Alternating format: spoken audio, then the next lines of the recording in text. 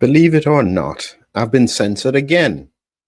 I try my best to stay within the professional guidelines, but I can't help it if people have got the science around COVID wrong. I don't know how to phrase it, I don't know how to frame it. I'm not trying to get people upset, but the reality is that if you don't acknowledge the flaws in the science, you can't mitigate the outcomes. And remember, these are real people at the end of these errors. People are affected, people get sick. This is not just an opinion. And so I'm not surprised that many in the scientific community are really upset and really keep on focusing on my content. But the reality is that I have a responsibility to keep challenging them. Because if their only way of getting around what I'm saying is to censor me, it suggests they don't understand the science because therefore can't explain it. Well, this is the latest round, and this time I don't blame LinkedIn because someone would have reported me. I suspect I know who may have, but they have reported my content truthfully because it upsets them. Here is what it says. Only you can see this post because this image or other media doesn't comply with our professional community policies. Essentially, what had happened is that I spoke about a scientific paper around changes in the lungs that was delayed for about 4 years. And that recently published radiology paper with imaging from early 2020 confirmed that vascular abnormalities, not airway inflammation, was the dominant feature in severe COVID cases. Now, you may think, well, why would anybody be upset with me saying that? It's because of the implications. And as I said, anybody who understands science and understands physiology will know that what you don't mess around with is autoimmunity. And if you are seeing involvement of lung blood vessels where there are cytokine responses showing an overactivity of the immune system, and you are getting clots in those blood vessels, and you don't consider vasculitis, I mean, that's horrific. So, vasculitis is just inflammation of any blood vessel. But in this case, in severe COVID-19, I'm saying that it was the primary pathophysiology for the disease. The reason it's so important is because your treatment would have been very, very different. Lives could have been saved. And as I said, interestingly, one of the few people in the world who treated this like a vasculitis with high-dose steroids and antihistamines was Dr. Chetty. And you know what his outcomes were? Over 14,000 patients seen and 0 deaths. Imagine if this was understood, because the treatment is not complex. It's pretty straightforward. We treat autoimmunity and vasculitis all the time. This is not some weird and wonderful thing. That's what rheumatology does. They have a whole range of drugs that they use to treat this kind of condition. We had every tool in the toolbox. You just needed to know that it could have been used, the right dosing, the right timing, and lives would have been saved. But here's what I'm realizing is that science seems to nowadays be more about ego. It seems they're not interested in your health. They're interested in maintaining their position, maintaining their standard, maintaining their credentials, not actually getting answers.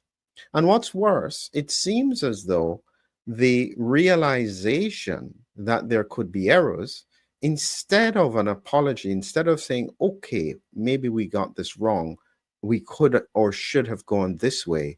No, there is a persistent view. We can't get it wrong. We have to be right. And we don't care what the outcomes are. Now, we know and understand this in terms of medicine. And the truth is that all of us as medics naturally have some degree of ego. And it's just the way medicine is practiced. It's a strange thing. I can share the fact that, sometimes you think a patient has a diagnosis, you've done the investigations, and then they come up negative, and you go, darn, how did I get that wrong? Instead of saying, thank God they didn't have that wrong. So there is a degree of ego naturally in medicine and science. Everybody wants to be right. And we're sometimes dealing with some of the brightest people who are used to being right. But there are times when it's important to put that aside for the sake of others. And this is one of those times. So I keep a record of these periods of censorship because uh, otherwise, when hopefully the litigation comes full circle and they realize that, oops, there are people who were saying this, they can't say they didn't know. I've got a record of it. So this is why I keep a record of these cases. And as I said in the link, you will see the full bit of the description of the video and the article that I made on Substack about this, because this is what really is dealing with the issue, real cause of severe COVID-19 buried. This is where I deal with the whole situation as to why it was so important. And this is what I was driving people to read the full article and get a link to the paper, the PDF. And this was the image that I used on LinkedIn that got me censored. It's what I call inconvenient science. The paper was delayed 4 years. It wasn't that it wasn't they had written the paper in 2020 and it took 4 years for somebody to publish it. And all they were saying is that the radiology suggests it's a vascular disease, not a viral pneumonia. This gets censored. And so you realize that we need to get to a point in science where we are able to address the huge issues that are facing us. As I said, and I keep, because I'm going to appeal it, but I have no idea if they're going to agree.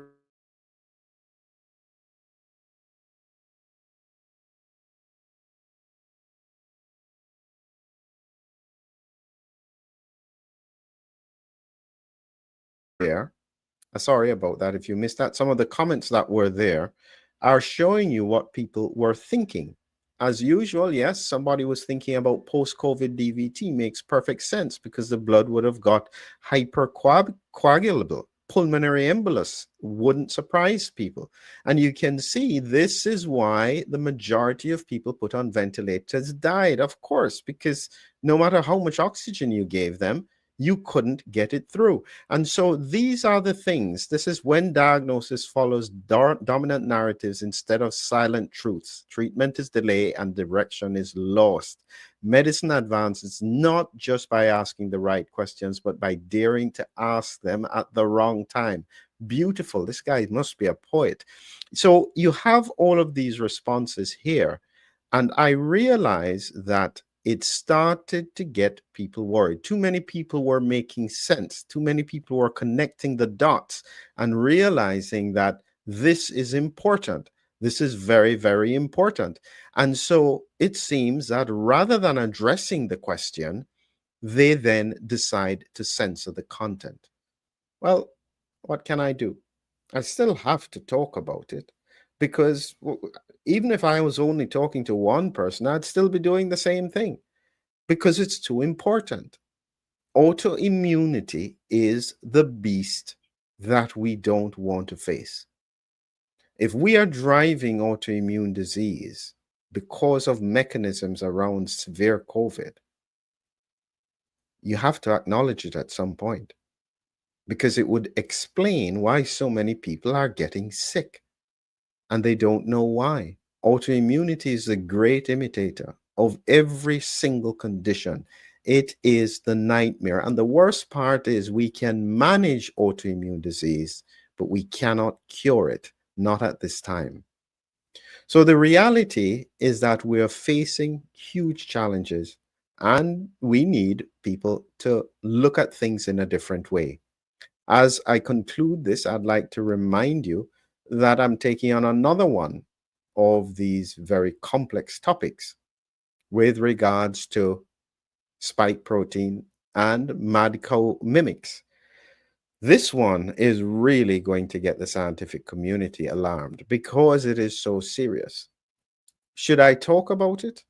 I think so. I've been sitting on the information now for 4 years, and I think it's probably about time that we have a big discussion about what the longer term implications should be. So if you're interested in that, make sure to look in the description.